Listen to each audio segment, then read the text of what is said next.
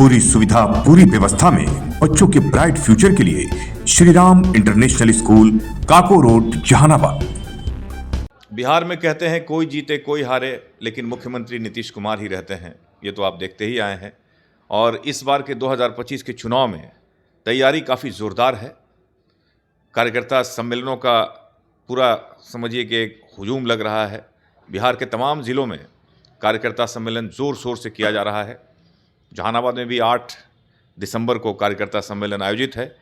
आज हमारे साथ बात करने के लिए मौजूद हैं बबलू मासूमी जी, जदयू के नेता हैं, जो काफ़ी प्रखर वक्ता भी हैं और बहुत ही मेहनत पिछले उपचुनाव में इन्होंने किया है, और पूर्व अध्यक्ष भी हैं वक्फ बोर्ड के। बात करेंगे सीधे सीधे कि इस बार कितनी तैयारी है सर। आपने तो बेला और अन्य जगह आपने तो हिला कर रख दिया। हाँ, इस बार बिहार के जितने मतदाता हैं कमर कस चुके हैं कि जिस तरीके से किला उखाड़ फेंका गया बेलागंज में, और चारों सीट जो है एनडीए के पक्ष में लोगों ने दिया। और आपने देखा ही कि बेला में भी क्या हुआ। बेला में सबसे ज़्यादा मुसलमानों का वोट अगर पड़ा है तो नीतीश कुमार के नाम पर जनता दल यूनाइटेड की कैंडिडेट मनोरमा देवी को पड़ा है। लगभग 13,500 के करीब वोट उनको पड़ा है। और आरजेडी को मुसलमानों ने उखाड़ फेंका। और ये सिर्फ जो है ये तो एक ट्रेलर था, क्योंकि 2025 के चुनाव में बिहार के मुसलमान एकजुट होकर अब वो तबर्रुक की तरह उनका वोट नहीं बटेगा। जो बटना था वो बट चुका। अब एक मत होकर, क्योंकि अब मुसलमान भी समझ चुके हैं कि मेरा कोई रहनुमा है, और हमारे बच्चों के मुस्तकबिल के बारे में अगर किसी ने सोचा है तो उसका काम है नीतीश कुमार। अब सब एकजुट हो रहे हैं, और वो ट्रेलर था, और मुसलमानों का पूरा समर्थन नीतीश कुमार के लिए है। 2025 में मुसलमानों का अपार बहुमत के साथ मुस्लिम का वोट पड़ेगा नीतीश कुमार को। ये जो कार्यकर्ता सम्मेलन होने जा रहा है, इसमें कार्यकर्ताओं को क्या निर्देश दिया जाएगा कि एक बार फिर से नीतीश कुमार मुख्यमंत्री बनेंगे? हमारे जहानाबाद में कल जो है कार्यकर्ता सम्मेलन है, और पूरे बिहार में ये सम्मेलन हर ज़िला वाइज चल रहा है। तो मेन जो कार्यकर्ता सम्मेलन का जो उद्देश्य होता है, और कार्यकर्ताओं को जो बताया गया है कि माननीय मुख्यमंत्री जिनका 20वां साल अब शुरू हो चुका है लगभग, और इन्होंने जनहित में जो काम किया है, और जितना जो लाभकारी योजनाएं हैं जो नीतीश कुमार ने जो 19 साल में किया है, जन जन तक कार्यकर्ताओं को गांव से लेकर के और पंचायत और प्रखंड और पूरे जिला में घर घर जाकर करके बताना है कि नीतीश कुमार ने जो काम किया है उसको जन जन तक पहुंचाने का एकमात्र ये लक्ष्य है कार्यकर्ताओं को, कि जो हमने किया है वो लोग जानें। और 2025 का इलेक्शन है, और सभी कार्यकर्ता एक मत होकर ये ऐलान कर रहे हैं और पूरे बिहार की जनता को आह्वान कर रहे हैं कि 2025 फिर से नीतीश। और हमारे नीतीश कुमार जी का ये है कि 2010 में जो रिकॉर्ड मतों से एनडीए की जीत हुई थी और 209 सीट आई थी, इस बार नीतीश जी का लक्ष्य है कि कम से कम 225। एक दो सवाल और आपसे करेंगे। पहला सवाल तो ये करेंगे कि नीतीश कुमार तो जिधर रहते हैं सत्ता उधर रहती है, भले ही कम सीट हो, लेकिन मुख्यमंत्री वही रहते हैं। इसकी क्या वजह आप मानते हैं? नीतीश कुमार जी, आपका जो सवाल है, लेकिन आप तो ये भी देख रहे हैं ना कि मुख्यमंत्री तो नीतीश कुमार रहते हैं, और बिहार की जनता का मैंडेट नीतीश कुमार के चेहरे पे पड़ता है। तो नीतीश कुमार हमेशा मुख्यमंत्री थे 2005 से, और आगे भी 2020 से 25 में रहेंगे। और लोग आते जाते रहते हैं, पार्टी सटती है, हटती है, लेकिन नीतीश कुमार एक स्तंभ की तरह जो बिहार की जनता के ऊपर विश्वास जो किया बिहार की जनता ने, उसको हिलने नहीं दे देते हैं, क्योंकि जो है नीतीश के चेहरे पर ही वोट पड़ता है। आप क्या मानते हैं कि मुसलमानों के लिए कितना भला नीतीश कुमार ने किया है, कि लालू यादव ने किया है या अन्य पार्टियों ने किया है? आज़ादी के बाद और 2005 तक मुसलमानों की स्थिति का जो सर्वे हुआ, तो उस सर्वे में आया था रंगनाथ मिश्रा का रिपोर्ट, आपको याद होगा कि मुसलमानों की स्थिति दलित से बदतर हो चुकी है। लेकिन कांग्रेस ने सर्वे तो करा लिया लेकिन कभी उस पर अमल नहीं किया।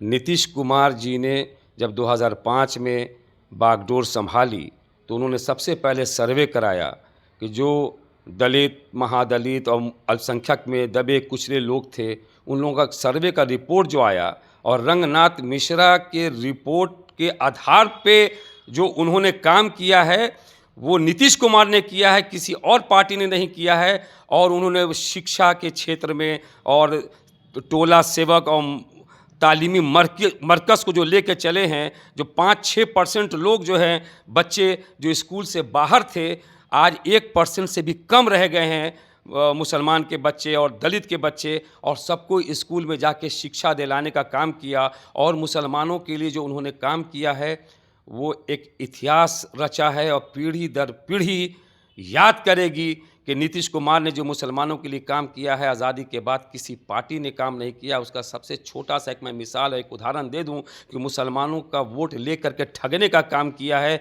लेकिन कभी मुसलमान के हित में कोई काम नहीं किया। जो अल्पसंख्यक कल्याण विभाग है, जो मुसलमानों के हित के हिसाब से योजना बनाकर उनके उत्थान के लिए ये बना है। तो आपको मैं बता दूं कि 2005 तक जो आरजेडी की सरकार थी, जो माई समीकरण था और मुसलमान जो है ठोक करके वोट देते रहे, और 15 साल लालू जी ने और राबड़ी जी ने राज किया, और उस विभाग में 3.5 करोड़ बजट में उन्होंने अल्पसंख्यक कल्याण विभाग को दिया।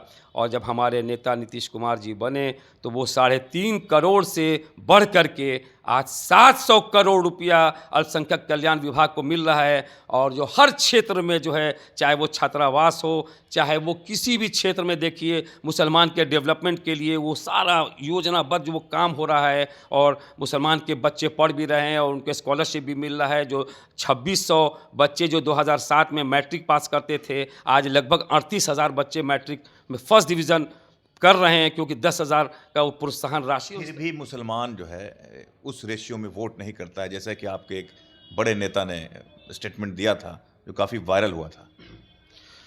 मुसलमान 2005 से लेके लगातार वोट करता आ रहा है, ये सच्चाई है और ये हकीकत है, इससे कोई इनकार नहीं कर सकता। हाँ, मैं इस चीज़ को मान सकता हूँ कि जिस तरीके से मुसलमानों के उत्थान के लिए जो काम किया नीतीश कुमार ने, उस हिसाब से जो वोट मिलना चाहिए था, वो थोड़ा वोट जो है मुसलमानों का तबर्रुक की तरह बढ़ जाता है। लेकिन अब मैं आपसे वादा कर रहा हूँ, और आप देखिएगा, क्योंकि मैं पूरे बिहार के इलेक्शन में मैं जाता हूँ, हर विधानसभा में जाता हूँ और लोकसभा में। आज की जो परिस्थिति है कि मुसलमान अब एकजुट होकर के, उनको हकीकत समझ में आ गया कि नहीं, अब कोई बीजेपी से डरने की बात नहीं है। ये डर की वजह से जो आरजेडी डराता है कि जो है बीजेपी है तो ये होगा वो होगा, लेकिन अब मुसलमान में भी पॉलिटिकल सूझबूझ आ गई है और उनको अब लगता है कि बीजेपी से कोई डर नहीं है बिहार में, क्योंकि नीतीश कुमार का जीरो टॉलरेंस है। उन्होंने कहा कि क्राइम, करप्शन और कम्युनलिज्म से हम समझौता नहीं कर सकते हैं। और 19 साल में एक सामाजिक सौहार्द बना रहा और एनडीए के साथ हम लोग रहे, बीजेपी के साथ रहे, लेकिन बिहार में जो है शांति ही शांति रही। और आपको हम बता दें इसका एक मिसाल कि बीजेपी के एक बड़े कद्दावर नेता भागलपुर में, उनके बेटे ने जो सामाजिक सौहार्द को बिगाड़ने की कोशिश की तो नीतीश कुमार ने उनको जेल के सलाख के पीछे डाल दिया। ये मुसलमान अब समझ चुके हैं। अब जो वोट जो उनको 20% 25% मिलता था और बेलागंज में वोट दे करके मुसलमानों ने ये ऐलान कर दिया है कि 2025 में मुसलमानों का सारा वोट एकजुट होकर के नीतीश कुमार के नाम पे जाएगा। ये आखिरी सवाल करेंगे कि ललन सिंह का स्टेटमेंट काफ़ी काम कर गया और ललन सिंह का स्टेटमेंट से मुसलमान जो है सचेत हो गए, इस बार आपको लगता है? देखिए, हम लोगों के नेता नीतीश कुमार जी हैं और हम लोग नीतीश कुमार जी को ही अपना नेता मानते हैं। और अब हमारे बड़े नेता हैं, सम्मानित नेता हैं जिनकी बात आप बोल रहे हैं, उन्होंने जो समझा वो बोला, लेकिन हकीकत तो बेला की जनता ने और मुसलमानों ने दिखला दिया कि सबसे ज़्यादा वोट अगर मुसलमानों का पड़ा है तो मनोरमा देवी को पड़ा है। ये बात सही है कि मुसलमानों का वोट जिस हिसाब से पड़ना चाहिए, जितना उन्होंने काम किया है नीतीश कुमार ने, कि मैंने बताया ना कि पीढ़ी दर पीढ़ी याद करेगी कि मुसलमानों के उत्थान के लिए नीतीश कुमार ने क्या काम किया। अब कमर कस चुका है मुसलमान, और 2025 में मुसलमानों का वोट ज़्यादा से ज़्यादा पड़ेगा। चलिए, धन्यवाद है आपका बहुत बहुत। तो हमारे साथ थे बबलू मासूमी जी, वक्फ बोर्ड के पूर्व अध्यक्ष, जदयू के नेता हैं, जिनका कहना है कि मुसलमान वोट अब कर रहे हैं ज़्यादा मात्रा में, जिस रेशियो में करना चाहिए था उस रेशियो में नहीं हो रहा था, लेकिन अब मुसलमान काफ़ी गंभीर हुए हैं। अब आने वाले समय में पता चलेगा 2025 के चुनाव में कि मुसलमान कितना गंभीर हुए हैं और किस रेशियो में जदयू को वोट करते हैं। नमस्कार। बेहतर शिक्षा सही मंजिल, Ramakrishna Paramhansa Vidyalaya, affiliated to CBSE New Delhi, 10+2 तक मान्यता प्राप्त। बच्चों के स्वर्णिम भविष्य के लिए डायरेक्टर चंद्रभूषण शर्मा उर्फ भोला बाबू के निर्देशन में बच्चों की जिंदगी को सही राह दिखाता रामकृष्ण परमहंस विद्यालय, यानी बच्चों का ब्राइट फ्यूचर।